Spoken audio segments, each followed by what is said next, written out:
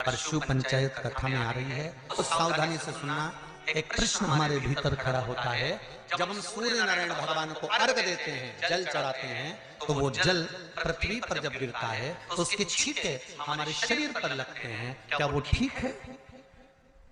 क्या वो श्रेष्ठ है? तो शिव महापुराण की कथा कहती है, जब हम सूर्य को अर्घ देते हैं, सूर्य को जल चढ़ाते हैं, वो पानी जब पृथ्वी पर गिरता है उसके छींटे हमारे शरीर पर लगते हैं, तो वो श्रेष्ठता का भाव निर्मित करते हैं। वो गलत नहीं हो सकता। कारण अब वो भी समझ लीजिए।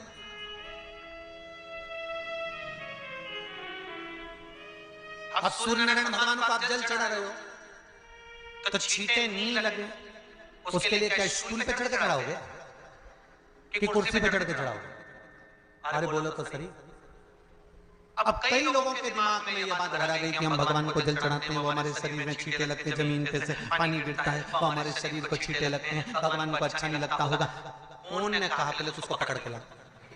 मेरे राम जी महाराज, मेरे भगवान कृष्ण, बड़े बड़े संत, साधु, सन्यासी, तपस्वी, साधक, उपासक जितने भी हुए, जिन्होंने सूर्य की आराधना करी, इन्होंने टेबल पे चढ़कर या कुर्सी पे चढ़कर जल नहीं चढ़ाया। इन्होंने पृथ्वी पर खड़े होकर ही, क्योंकि पृथ्वी तत्व के देव हैं शिव। जब हम मृत्यु लोक पर खड़े होकर, पृथ्वी पर खड़े होकर भगवान शंकर हाथ पृथ्वी तत्व को धारण कर जल को हाथ में लेकर जब समर्पित करते हैं, और जो जल नीचे गिरता है वो शरीर पर अगर लगता है तो हमको उसका आशीर्वाद ही प्राप्त होता है, दोष नहीं लगता। पर लोगों ने इसको विपरीत कर दिया। कि कौन ने विपरीत करा? कई लोगों ने इसको विपरीत कर दिया। कौन ने विपरीत करा? तो जो दूसरे धर्म के लोग होते हैं, जिनको हिंदू धर्म से नफरत होती है और जो हिंदू धर्म की पूजन, सेवा, अर्चना को समाप्त करना चाहते हैं, वो धीरे धीरे धीरे धीरे कहने लगे कि सूर्य को जल चढ़ाओगे तो शरीर में लगेगा, शरीर में लगेगा तो दोष लगेगा। इसको कहकर घर घर में सूर्य को जल चढ़ाना लोगों ने बंद कर दिया कि आप जल चढ़ाएंगे तो दोष लगेगा, शरीर पे छींटा लगेगा, शरीर को ऐसा लगेगा। ये दोष नहीं। कितनी सुंदर बात है हमारा। सूर्य नारायण भगवान को जब जल चढ़ाया जाता है, हाथ सिर से 8 इंच की दूरी पर होना चाहिए। जम के बोलिए, सिर से कितना ऊंचा होना चाहिए?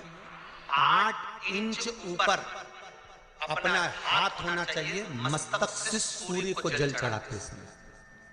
और ना चांदी का, ना स्टील का, ना लोहे का, ना प्लास्टिक का, ना कांच का, ना सोने का कोई बर्तन, ना कांसे का, ना एल्युमिनियम का, ना पीतल का, केवल एक पात्र होना चाहिए, वो है तांबे का। काय का पात्र होना चाहिए? तांबे का पात्र। और सूर्य नारायण भगवान को जब 8 इंच ऊपर तुम्हारा हस्त है, और जब हम सूर्य को जल चढ़ा रहे हैं, कैसे जल चढ़ाना है वो भी समझ लीजिए।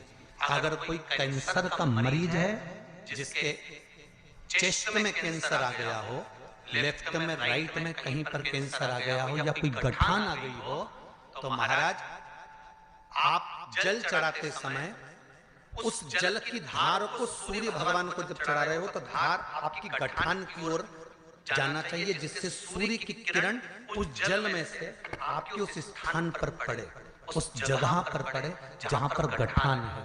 महाराज आप लगातार जल तो चढ़ाना चालू करो, अच्छे अच्छे डॉक्टर फेल हो जाएंगे और कह देंगे गठन ठीक हो गया। आपका लीवर और किडनी गड़बड़ कर रहा है, आप प्रतिदिन आपका स्वास्थ्य गड़बड़ रहता है, आप प्रतिदिन ये ज्योतिष शास्त्र के अंतर्गत, रत्न शास्त्र के अंतर्गत, ये रत्न शास्त्र, ज्योतिष शास्त्र, रंग शास्त्र जो हमारे यहाँ है, रंगों के हिसाब से ये जितने रत्न होते हैं, माणिक हुआ, सोने, मोती हुआ, नीलम हुआ, मूंगा हुआ, पुखराज हुआ, ये क्यों कहते हैं ये पीला है, ये सफेद है, ये नीला है, ये लाल है, इसको शरीर में क्यों पहनाते हैं? उसका कारण होता है कि जब शरीर में पहनते हैं, सूर्य की किरण उसमें पड़ती है, हमारे शरीर पर वो कलर का इफेक्ट पड़ता है, उस कलर को शरीर पर लगता है, और शरीर पर लगता है तो हमारा शरीर धीरे धीरे, हमारी जो इंद्रियां हैं वो सही होने लगती है, काम सही होने लगता है। तो आप कहते हो ना सब, मैं कौन सा नक पहनूं, मैं कौन सा मोती पहनूं, मैं कौन सा पुखराज पहनूं, मैं कौन सा नीलम पहनूं, वो ज्योतिष शास्त्र के अंतर्गत, रत्न शास्त्र के अंतर्गत जितने रत्न हम पहनते हैं, ये केवल उस किरण के लिए ही तो पहनते हैं कि जो सूर्य की किरण मिले, उस किरण का प्रभाव हमारे शरीर पर पड़े। तो इन सबसे अच्छा है कि सुबह शंकर भगवान का नाम लो, तांबा का लोटा में जल भरो, 8 इंच ऊपर सिर से हाथ होना चाहिए, और सूर्य नारायण भगवान का दर्शन साधारण नहीं, जो जल तुम चढ़ा रहे हो, वो जल की जो धार आ रही है उसमें सूर्य का दर्शन होना चाहिए, तो कैंसर की बीमारी कभी नहीं हो सकती। लीवर, किडनी, हार्ट, आपके हार्ट में अगर तकलीफ है, डॉक्टर ने कह दिया कि इसमें नस चोक है, आपको कहीं ना कहीं छल्ला डलेगा, आपको कह दिया इसमें कुछ ना कुछ प्रॉब्लम आ रही है, आप सूर्य को अर्घ देना चालू कर दो, सूर्य को जल चढ़ाना चालू कर दीजिए। आप सूर्य को जल चढ़ाओ, वो जल की जो तरंग आ रही है, वो जल जो निकल कर जा रहा है, उसकी जो किरण आपके हृदय पर, आपकी छाती पर पड़ रही है, नाड़ियों में पड़ रही है, नसों में पड़ रही है, उसका बल देखो तो शरीर 1 महीना लगातार चढ़ाओ तो 15 दिन 20 दिन कर तो देखो। क्यों राम जी महाराज जल चढ़ाते थे, क्यों भगवान कृष्ण जल चढ़ाते थे सूर्य को, क्यों दशरथ जी महाराज जल चढ़ाते थे, क्यों कश्यप ऋषि जल चढ़ाते थे सूर्य को, सारे 33 कोटि देवता, सारे ऋषिवर, साधु संत सन्यासी तपस्वी साधक उपासक सब भगवान सूर्य को अर्घ दिया करते थे। क्यों देते थे, किस लिए? सूर्य नारायण भगवान को जल चढ़ाते समय आपके पंजों की एड़ी ऊंची नहीं होना चाहिए, ध्यान दीजिएगा। आपका पंजा पांव का पूरा की पूरा जमा होना चाहिए भूमि पर, हाथ कितने इंच ऊपर, 8 इंच ऊपर होना चाहिए।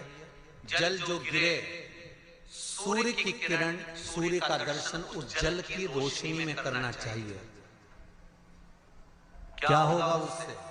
जिस बच्चे को आंख में चश्मा लगा हो, मोटे से मोटा चश्मा लगा हो, छूट नहीं रहा हो, तो थोड़े दिन उसको सूर्य का अर्घ चढ़ाना चालू कर दो, और जल में से सूर्य का दर्शन कराना चालू कर दो। सूर्य का दर्शन जल में से